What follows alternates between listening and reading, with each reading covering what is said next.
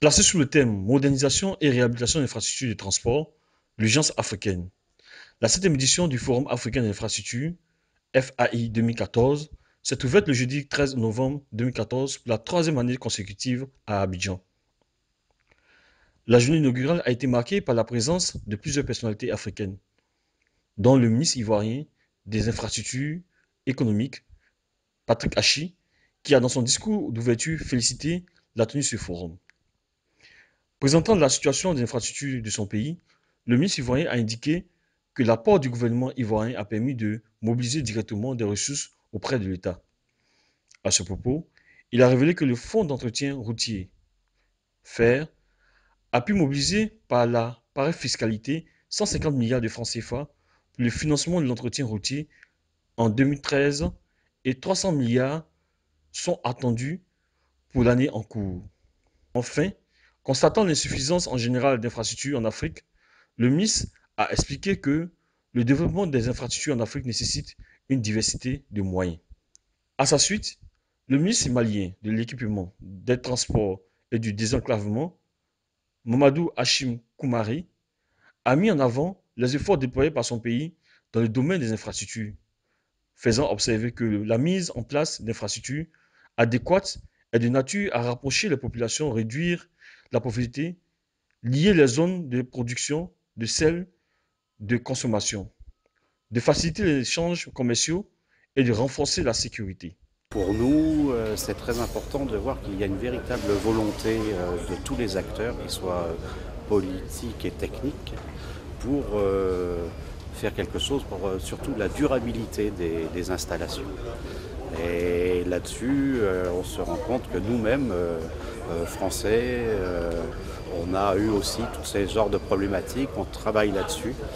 Et on va essayer de trouver une formule justement pour se rapprocher un peu des acteurs locaux pour les aider justement, les assister et participer justement à la durabilité de ces infrastructures. Donc on est sur ce salon aujourd'hui avec des panels et des conférences de qualité sur le besoin vital de l'entretien routier et des infrastructures des divers pays de la CEDEAO. On pourra dire que cette première journée se passe extrêmement bien avec des intervenants qui éclairent, je dirais, l'Assemblée de façon très pragmatique, ce qui manque un petit peu, je dirais, des fois dans l'administration. Les attentes, c'est de pouvoir conforter et surtout se rencontrer avec les donneurs d'ordre publics sur des nouvelles sources de financement qui permettront à l'avenir aux États de pouvoir mieux entretenir leur réseau.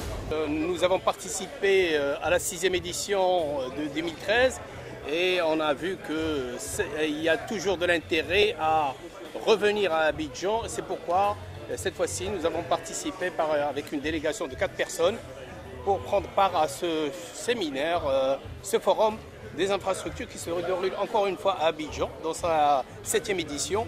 Je crois que les débats étaient très enrichissants, donc c'est quelque chose de très important.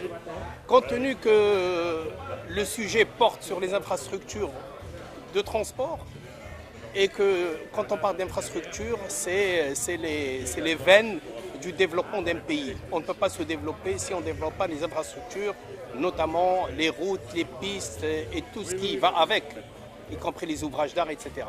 Je suis convaincu que nous avons eu beaucoup d'informations, surtout sur les projets qui seront lancés ici en Côte d'Ivoire, au Mali, au Burkina et dans d'autres pays.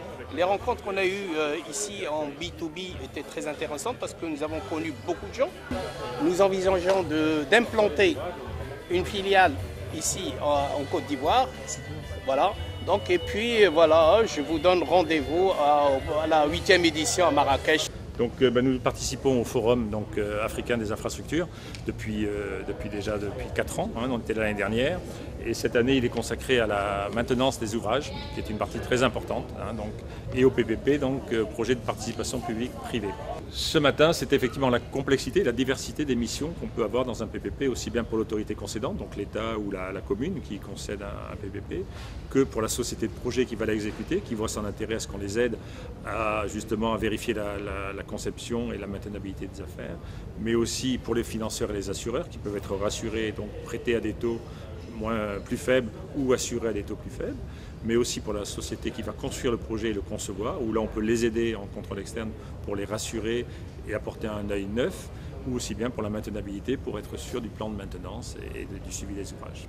Cette journée inaugurale a été enrichie par des débats autour de plusieurs questions en rapport avec la nouvelle politique de maintenance à adopter, les mécanismes juridiques, le rôle et les avantages d'un contrôle en tierce partie des PPP, le programme de maintenance, la voie à suivre.